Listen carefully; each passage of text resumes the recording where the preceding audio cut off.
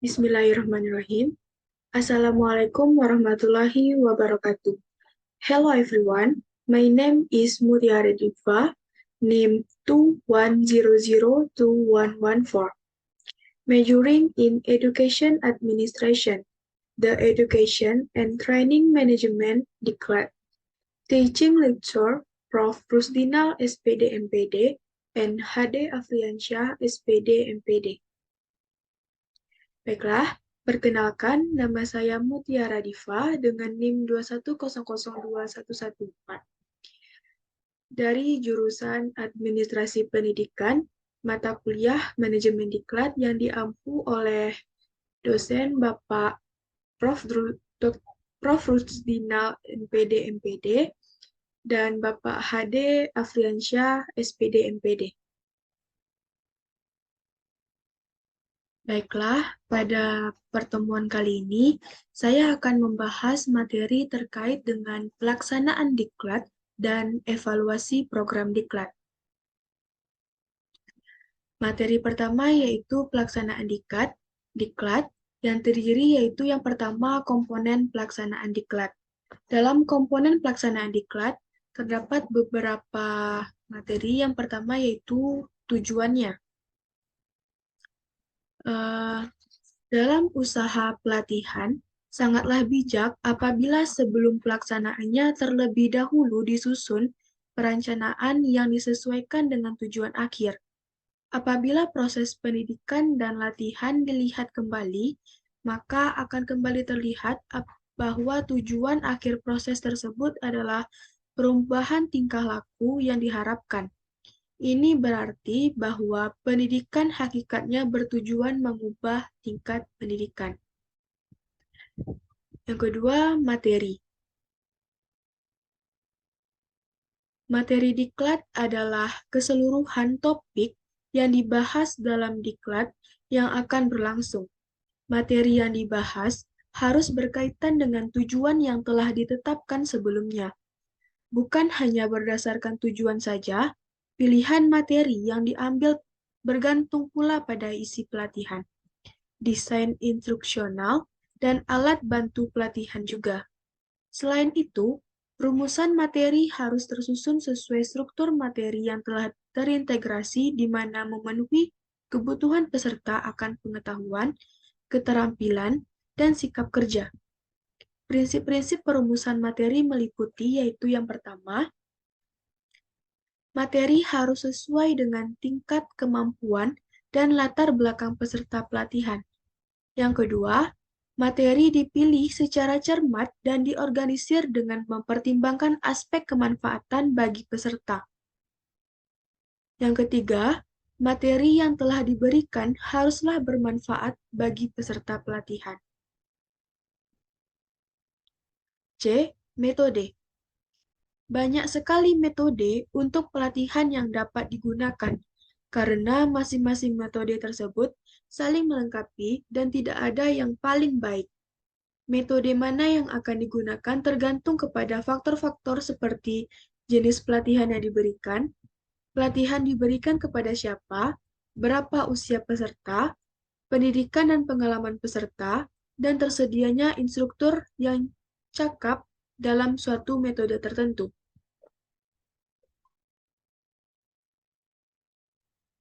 D. Media yang digunakan. Alat bantu pendidikan adalah alat-alat yang digunakan oleh pendidik dalam menyampaikan bahan pendidikan atau pengajaran. Alat bantu ini lebih sering disebut alat peraga, karena berfungsi untuk membantu dan memperangkatkan sesuatu dalam proses pendidikan dan pengajaran. Menurut H. Malik, tahun 1993, pada halaman 60, media pendidikan yang dapat dipilih dikategorikan sebagai berikut. Yang pertama yaitu media cetak, yang kedua media gambar, yang ketiga media audio, yang keempat media visual, yang kelima media audiovisual, dan yang keenam media proyeksi dan non-proyeksi.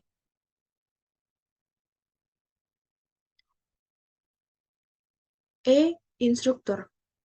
Instruktur juga disebut trainer. Menurut Notoat Mocho tahun 2003 pada halaman 107, instruktur adalah guru. Pendapat tersebut pada dasarnya menekankan bahwa seorang instruktur harus selalu mengembangkan diri sesuai dengan perkembangan ilmu pengetahuan dan teknologi, khususnya dalam bidang pekerjaan yang ia geluti. Seorang guru atau instruktur dituntut untuk selalu kreatif mengembangkan kemampuannya agar mampu menciptakan pengalaman belajar yang sesuai dengan tuntunan masyarakat. Setiap sesi pelatihan seorang instruktur harus dapat menciptakan suasana belajar yang menyenangkan dengan cara memberikan kesan yang baik. F. Evaluasi. Pendidikan apapun bentuk tingkatnya pada akhirnya akan menuju suatu perubahan perilaku. Di sini menyangkut pula peningkatan kemampuan di 3 bidang dominan, yakninya kognitif, afektif, dan psikomotor. Seberapa jauh perubahan atau peningkatan itu terjadi diperlukan suatu mekanisme, sistem atau alat ukur yang disebut dengan tes, evaluasi, dan pengukuran yang oleh sebagian orang diberi arti yang sama dan menggunakan secara bertukar-tukar meskipun sebenarnya berbeda.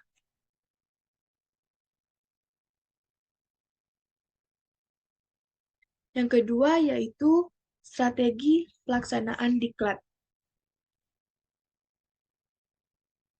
Salah satu faktor yang ikut menentukan efektivitas pelaksanaan diklat adalah ketepatan dalam penggunaan strategi atau teknik pelaksanaan pelatihan.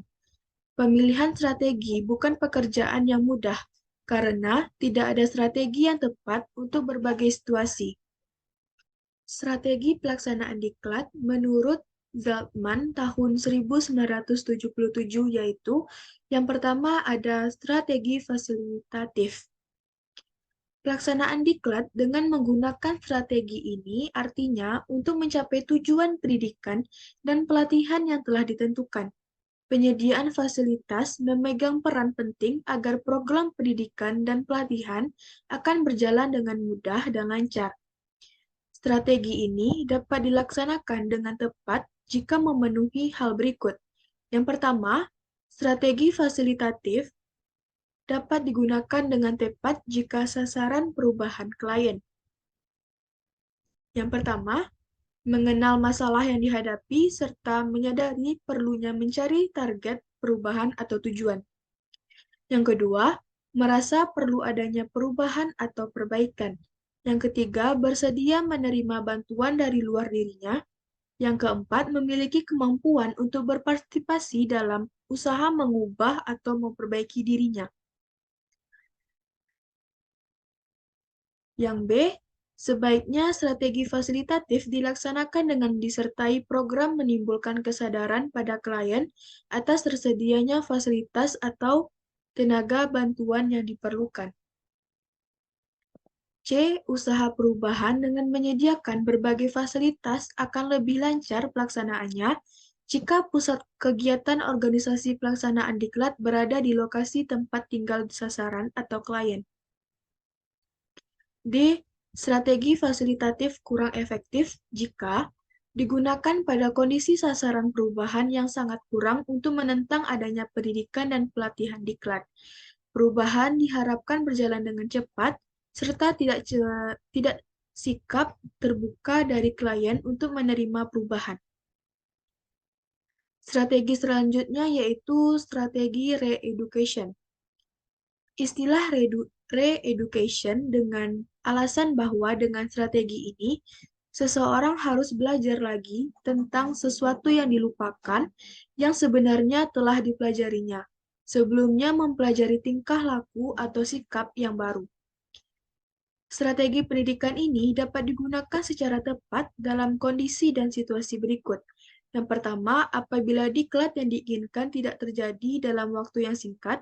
Yang kedua, apabila sasaran perubahan belum memiliki keterampilan atau pengetahuan tertentu yang diperlukan untuk melaksanakan program pendidikan dan pelatihan atau diklat.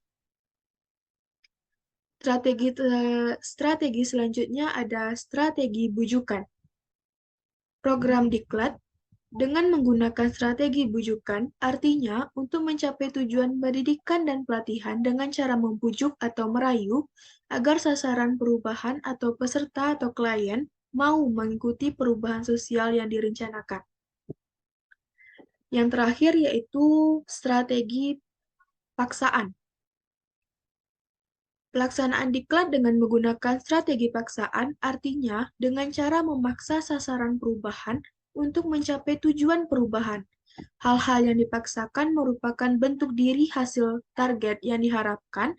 Penggunaan strategi paksaan perlu mempertimbangkan yang pertama yaitu partisipasi klien terhadap proses pendidikan dan pelatihan rendah dan tidak mau meningkatkan partisipasinya. Yang kedua, klien tidak perlu merasa perubahan atau tingkat menyadari perlunya diklat. Yang ketiga, pendidikan dan pelatihan atau diklat diharapkan harus terwujud dalam wujud yang singkat atau segera tercapai. Yang keempat, klien sukar menerima pendidikan dan pelatihan artinya susah terpengaruh. Yang kelima, menjamin keamanan percobaan pelaksanaan diklat yang telah direncanakan.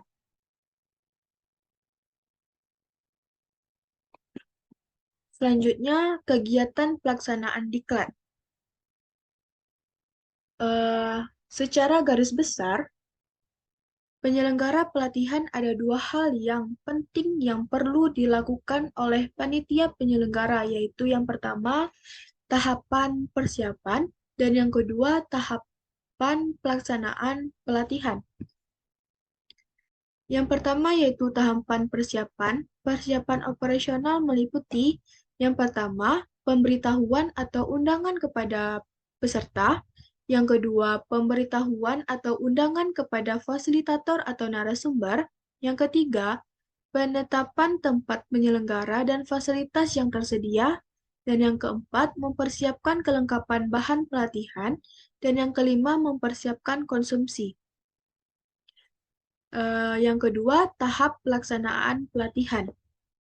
Secara umum, alur pokok yang ditempuh dalam pelaksanaan diklat adalah yang pertama, pembukaan pelatihan, yang kedua, pencairan suasana, yang ketiga, pembahasan materi pelatihan, dan yang keempat, rangkuman, evaluasi, dan tindak lanjut pelatihan. Baiklah, materi selanjutnya yaitu terkait evaluasi program diklat. Pertama, pengertian evaluasi program diklat. Evaluasi berasal dari kata evaluation dalam bahasa Inggris. Evaluasi program pelatihan merupakan evaluasi yang bersifat holistik, yang dipergunakan untuk menilai efektivitas dan efisiensi suatu program pelatihan. Adapun menurut Soekardi dalam bukunya yang berjudul Evaluasi Program Pendidikan dan Pelatihan, mengemukakan bahwa evaluasi adalah suatu proses mencari data atau informasi tentang objek atau subjek yang dilaksanakan untuk tujuan pengambilan keputusan terhadap objek atau subjek tersebut. Dengan demikian, evaluasi program pelatihan dilaksanakan tidak hanya untuk mengetahui efektivitas dan efisiensi penyelenggaraan pelatihan, namun juga digunakan untuk memperoleh informasi terkait dengan kekurangan yang ada, sehingga nantinya program pelatihan dapat diperbaiki dan diberikan keputusan apakah dapat dilanjutkan atau tidak. Evaluasi program pelatihan juga dapat digunakan untuk mengetahui dampak dari program pelatihan terhadap peningkatan kinerja seseorang pegawai. Yang kedua, hakikat evaluasi program diklat. Keberadaan evaluasi program secara konsep terintegrasi dengan evaluasi pendidikan pada umumnya. Hal ini dapat diartikan bahwa evaluasi merupakan bagian penting dalam proses belajar mengajar yang lokasinya di kelas dengan guru sebagai aktor utama sebagai para peserta didik. Yang ketiga, tujuan dan manfaat evaluasi diklat. Yang pertama yaitu tujuan. Menurut Kirkpatrick pada tahun 2006, tujuan dilaksanakan evaluasi program pelatihan antara lain yaitu yang pertama, untuk menilai program pelatihan apakah bisa mencapai tujuan pelatihan atau tidak. Yang kedua, untuk mengetahui tingkat keberhasilan. Yang ketiga, untuk mendapatkan informasi tentang bagaimana meningkatkan program pelatihan berikutnya. Yang keempat, untuk memutuskan apakah program pelatihan bisa dilanjutkan atau tidak, serta mampu mengidentifikasi kelebihan dan kekurangan program pelatihan. Dan yang terakhir yaitu mengevaluasi keberadaan organisasi pelatihan, yaitu dengan menunjukkan kontribusi pelatihan terhadap tujuan organisasi. Selanjutnya ada manfaat. Adapun manfaat dari evaluasi dalam kegiatan diklat adalah sebagai berikut. Yang pertama, menemukan bagian-bagian pelatihan mana yang berhasil mencapai tujuan, serta bagian-bagian pelatihan mana yang kurang berhasil sehingga dibuat langkah-langkah perbaikan. Yang kedua, memberikan kesempatan kepada peserta untuk menyumbangkan saran-saran dan penilaian terhadap program yang telah dijalankan. Yang ketiga, memberikan masukan untuk perencanaan program. Yang keempat, memberikan masukan untuk kelanjutan perluasan dan penghentian program. Dan yang terakhir yaitu memberikan masukan untuk memodifikasi program memperoleh informasi tentang faktor pendukung dan penghambat.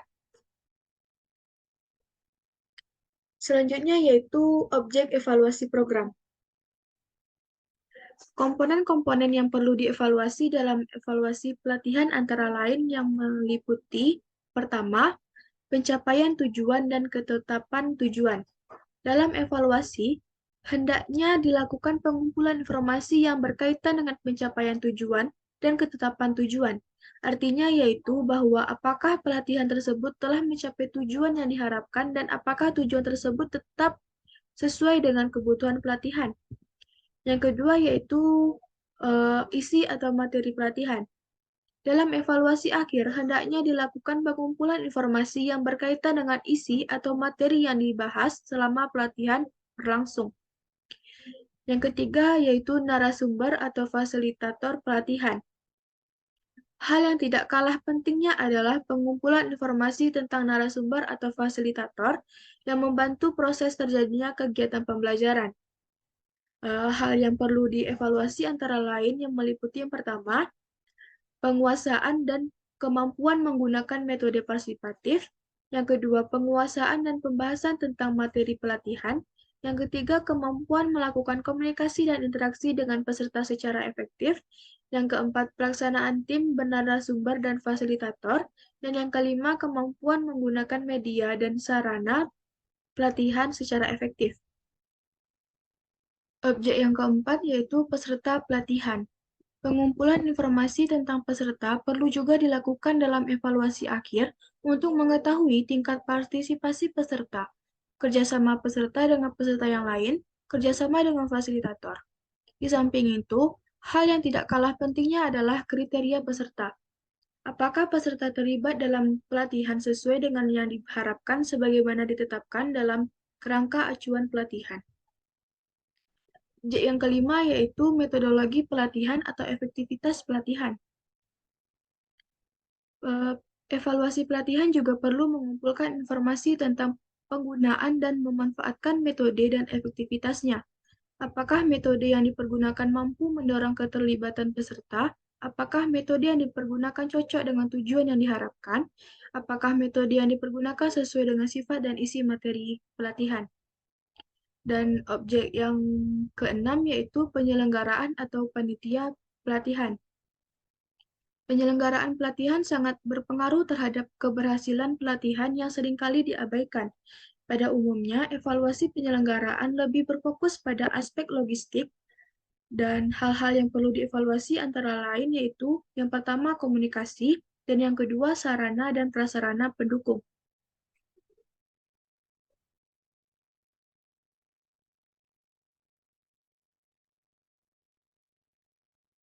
Yang kelima, instrumen evaluasi program diklat. Instrumen evaluasi program atau kegiatan diklat antara lain meliputi yang pertama observasi atau pengamatan yang dilakukan untuk melengkapi informasi. Yang kedua, anecdotal record atau ER catatan pelatihan hasil pengamatan perilaku peserta yang dianggap penting untuk mempertimbangkan, melengkapi hasil evaluasi dengan instrumen lainnya. Yang ketiga yaitu rating scale atau RS, berbeda dengan ER yang tidak terstruktur. RS dapat memberikan prosedur yang sistematik dalam mencatat dan melaporkan hasil evaluasi, hasil observasi yang terstruktur, dan ada tingkatan yang dipilih. Yang keempat ada checklist atau CL, hampir sama dengan RS. Perbedaannya adalah macam pilihan yang diberikan untuk yang dipertimbangkan. Pada RS ada tingkatan yang harus dipilih, sedangkan pada CL yang dipilih hanya ya atau tidak, karakteristik yang disebutkan dalam pilihan. Yang keenam ada macam-macam evaluasi dalam program diklat. Kegiatan evaluasi yang dijalankan dalam program pelatihan atau adalah sebagai berikut. Yang pertama yaitu pretest. Pretest adalah evaluasi yang dimaksudkan untuk mengukur. Pelaku evaluasi adalah struktur, analisis terhadap hasil yang memungkinkan program mengetahui kompetensi apa yang telah dan belum dimiliki partisipan. Apa yang telah dimiliki oleh partisipan merupakan aset untuk menerima dan mengembangkan lebih lanjut pengetahuan yang akan diperoleh dari program pelatihan. Yang kedua, evaluasi formatif. Evaluasi formatif dijalankan di tengah masa pelatihan dan bertujuan menilai hasil belajar partisipan sewaktu program pelatihan masih berjalan, sehingga dapat dilakukan perbaikan-perbaikan dengan segera lebih diperlukan. Yang ketiga ada evaluasi sumatif. Evaluasi sumatif merupakan evaluasi akhir program.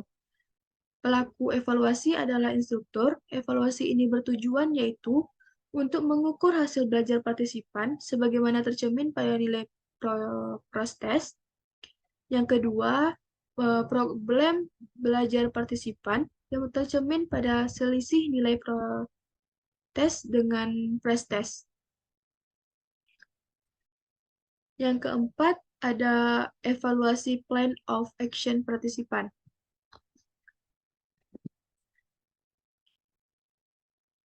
Pelaku evaluasi ini adalah instruktur.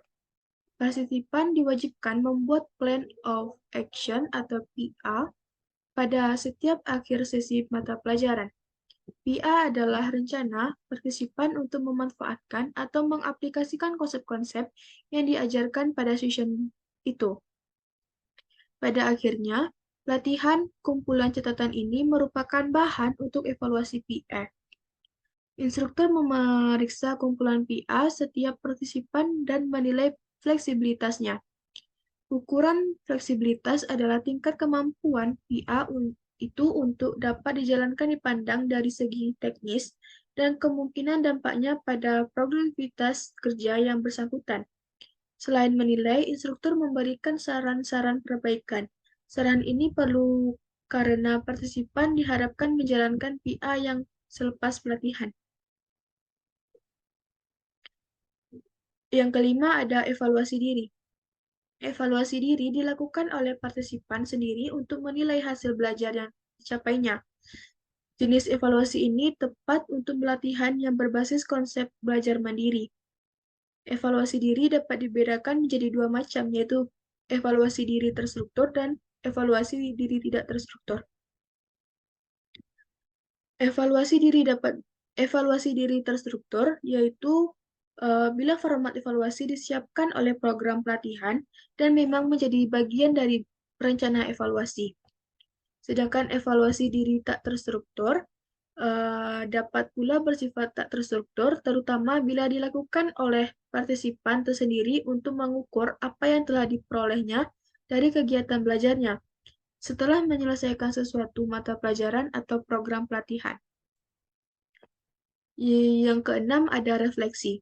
Refleksi dilakukan oleh partisipan dan bertujuan menilai proses pembelajaran yang telah dilakukannya. Apa yang telah dilakukannya apa yang berhasil, apa yang gagal, mengapa, dan sebagainya untuk melanjutkan bagaimana.